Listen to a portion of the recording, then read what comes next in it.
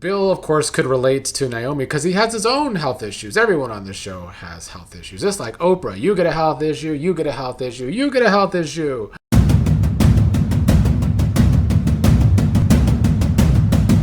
What up, fellow Beyond the Gates viewers? Here to talk about today's pretty boring episode of the show. They do like to do this same old stuff. Somehow today might have been even more boring than yesterday's pretty boring episode. Half of today's episode, the typical health issue storylines from this show, but let's talk about it. We will start with Danny and Anita still talking about Naomi, just like in yesterday's episode. Talking about how Naomi wants a double mastectomy. Danny thinks it's crazy and wants Anita to talk Naomi out of it. Danny doesn't think one should remove healthy body parts and that it's a terrible idea. Anita, however, won't do what Danny wants her to do and try and talk Naomi out of it. Naomi, meanwhile, was with Bill today. Bill did ask about the Tomas situation, which Naomi told her side of the story, with how Tomas thought that she was trying to take his position. Naomi said he did get a bit ridiculous, and then she stood up for himself and kind of put him in his place. But then Naomi, of course, wants to tell Bill the news that she has the BRCA gene. Now, here's what I'll say about the storyline and why I don't even find it to be a storyline. Naomi just held this secret for months and months. Only told Ashley. I get her reasoning for why she didn't want to tell Anita and others, because Anita was still going through the cancer treatment. She didn't want to add on to that. I get all of that. But now this show seems to think that a storyline is just Naomi or others telling someone new in each episode about Naomi's gene and how she tested positive after all. I just don't see that as a storyline. How in each new episode now, for like 2 weeks, somebody new is finding out about Naomi's gene. It is not compelling. It's extremely repetitive. And I know these writers know that, and they're just lazy. That's why they're continuing the cancer stuff in the first place. It was a well-written storyline with Anita. They want to stretch every little thing they could out of it. They're lazy writers. Bill, of course, could relate to Naomi because he has his own health issues. Everyone on the show has health issues. Just like Oprah, you get a health issue, you get a health issue, you get a health issue. But yeah, Bill related to Naomi and hugged her and comforts her. She just wants him to be there for her. He says he will be. Anita called Naomi over so they can also talk about Naomi's gene.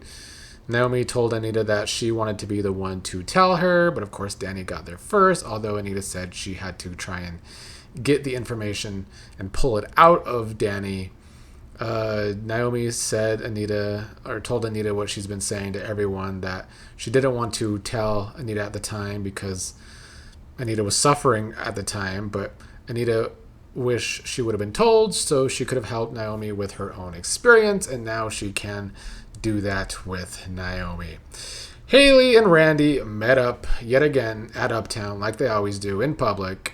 Hayley talked about how Smitty told her that Smitty's writing a article on the plasma ring, and how Smitty mentioned Leah and Lynette. Hayley said she planted the idea to Smitty that Leah could be behind Lynette's disappearance, which I guess takes the heat off of Randy for being responsible for Lynette's unfortunate disappearance. Hayley does her usual ranting, how she hopes next time when Bill gets symptoms, he won't end up in the hospital, he will end up dead. Randy had the same old lines that we've heard him say for months now, that can't be too quick with the poison, don't want the poison to be detectable. We get it. We don't need Hayley and Randy to have this scene 27 times. We understand that the poison storyline is going by very, very slowly, and the poison is taking effect very, very slowly. Hayley went to Bill with a healthy green drink, Bill's trying to rethink the approach, doesn't know if Hayley has the best ideas. I'm assuming this green drink was poisoned. My fast forward finger has been very happy now that I'm not watching live. So there's been a lot of fast forwarding. He didn't want to drink the nasty green drink. It reminds him of the nasty green tea she used to poison him with. But he did try it and he had a shocked reaction and said, "What the hell?" Of course, that dramatic reaction was because he actually liked the drink, which is, I knew that's where it was going. Hayley said he will have to earn the smoothie going forward with a mile on the treadmill, which Bill didn't love. But Hayley went to Uptown and started to cheers herself when Danny ran into her and asked her what there is to cheers about. Meanwhile, Bill collapsed on the floor of his office. Dramatic. However, we've seen this before too. This is the second time we've seen Bill collapse in his office. And just like the last time he got up from collapsing, he did look in shock and wondering what the hell was happening to him, which we saw in last week's preview. I guess I would consider that movement if we hadn't already seen Bill collapse in the past. So it's kind of rinse and repeat there too. Kial and Nicole picked up from yesterday's episode when Kial told Nicole that Shanice and Ted are moving on to the L word, and Kial wondering by Nicole's reaction if she was still holding out hope that Ted and her would reconcile. Nicole said no way, that's not what she was doing. She left her office to see Shanice and congratulated Shanice on Ted and her going to the next step. Kind of an awkward thing for Nicole to bring up in conversation. Nicole said that she does feel a little weird, but she doesn't regret her choices, and she thinks that Ted made a good choice in Shanice, and that they bring out the best in each other. I mean, maybe Shanice sometimes brings out a better Ted, but I think Ted brings out the worst in Shanice. This version that we have of Shanice is my least favorite version because they've changed her character from last year for sure. June was at Orphe Jean's when some white dude with a guitar was eating. She was working. Deanna arrived and enjoyed the view of the guy, apparently. The guy's card got declined when he was trying to pay for his lunch. June went on to say she knows what it's like to be going through hard times because she thinks he is unhoused. He says he has the money. He has to go to the bank and get it. June didn't know if she could trust that, so Deanna ended up paying for him. He thanked Deanna. I guess he last played a gig in New York. He's a musical artist apparently, but he hasn't had a gig in a while.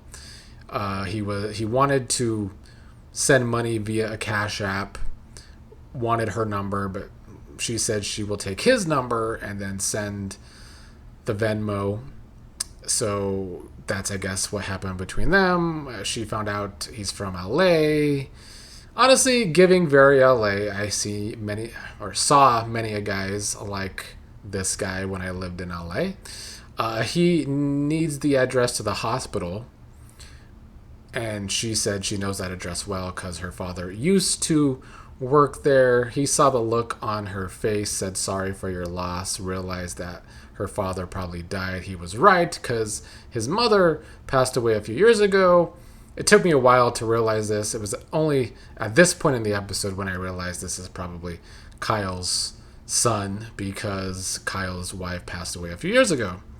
When the guy left to go to the hospital, Randy came in. He and Deanna had another conversation, which of course turned to memories of Doug, the guy from Orphe Jean's with the guitar, is definitely Kyle's son. I believe his name is Noah. He first ran into Nicole, who recognized him from pictures that Kyle has and realized it was Kyle's son. Kyle was surprised to see him, asked what he was doing there. They did embrace. This is Kyle's youngest son. Kyle was surprised by this, not surprised by his son asking for a loan until his next gig. Kyle started giving a lecture. So Nicole wanted to leave the room while Kyle gave his lecture to his son, saying that no one needs a steady job. So yeah, Kyle basically berated him and found out that Noah's credit card is probably maxed again, and Noah said he's been scared straight because his card got declined at a diner. Kial gave one condition to give him some money, that he has to apply for a job in DC. He knows of a good job at the free clinic, apparently. They bickered, and, he doesn't want to quit music. He said he will have his big break eventually. Kial says find a day job to finance it, wants it to be the free clinic. I don't know how this guy can go from musical artist to running the free clinic, because I assume that's the job that Kial is talking about. It was kind of an awkward introduction. I don't know if they were testing him and Deanna. I didn't exactly love it. I do love Deanna. I don't know if she's ready for a love story.